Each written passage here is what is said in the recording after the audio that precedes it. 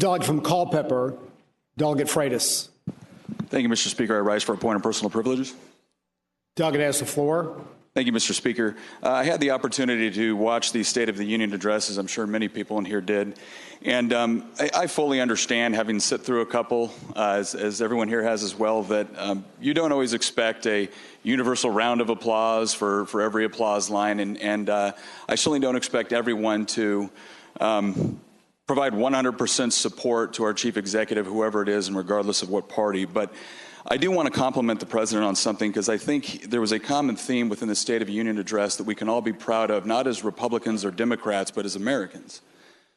When he talked about an economy that is finally recovering, not because the government is attempting to micromanage or relentlessly tinker with it, but because we finally removed tax burdens and regulatory burdens, which made it cheaper to do business 8,000 miles away than it did to run and expand businesses right here in the United States. By removing those burdens and putting faith back in the American people, not only are we seeing our own businesses expand, but we're seeing foreign companies that want to expand in the United States as a result, to the benefit not just of those companies, but to their employees, to the consumers, to all Americans. He also expressed a willingness to compromise on an issue which was near and dear to his administration and near and dear during the campaign, and that's on DACA. But what does he require? He requires nothing more than what Republicans required in the 80s when there was an amnesty deal signed at that point, and that is that we have a constitutional obligation to secure our borders. We have an obligation as a nation to protect American citizens, whether they were born here or whether they're immigrants. And while we as the American people can respect the dreams of people no matter where they come, our first obligation and responsibility is to our citizens to protect their liberties so that they can pursue happiness and pursue dreams.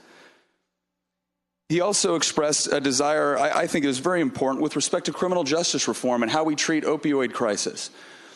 Instead of putting an emphasis on incarceration, he put an emphasis on treatment, which is something that I think people on both sides of the aisle can get behind and support. When it comes to providing second chances for people, once they have served their time, once they have paid their restitutions for victims, he put an emphasis on the fact that we need to be able to work to reintegrate those people back into society so they can be productive members as well. When it came to national defense, he renewed his commitment to not just protect our veterans when they return and to make sure that they're properly cared for, but to ensure that our fighting men and women receive the best training and best equipment and best support on the planet. And he sent a very strong message to enemies of the United States around the world that they will not be confronted with equivocation, with fear, with compromise. If you are an enemy of the United States and you harbor true hatred for who we are as a people, you are going to be met with resolve and with the understanding that the full force of the United States military is there to protect the interests and the citizens of the United States. But I think the thing that I appreciated most about the State of the Union address is that as he went through each one of these points, he highlighted everyday American citizens, whether they were soldiers, whether they were welders, whether they were teachers, whether they are parents that have been the victims of violence.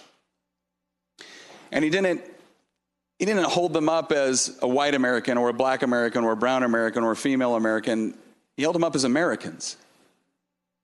That was the unifying thread throughout all of this. I don't expect us to agree on everything, but I think he reminded us that we have a lot to be proud of in this country. And if you're wondering why there are so many people that every once in a while when Donald Trump says something that probably make everybody cringe a little bit, if you're wondering why sometimes a pass is given for that, it's because there's absolutely no doubt that this president loves this country and loves its people. And I think as we go forward, Mr. Speaker, and we look for ways to work together, if we can simply remember that common theme throughout the State of the Union address, that ultimately, at the end of the day, the thing that unifies us as a people is based on that understanding that we are a nation that believes in individual liberty, in equality before the law, and the ability to pursue happiness in accordance with your definition of it, provided you don't infringe on the rights of someone else to do the exact same thing. That should be a philosophy that we can all get behind, and I thank the president for articulating it yesterday. Thank you very much, Mr. Speaker.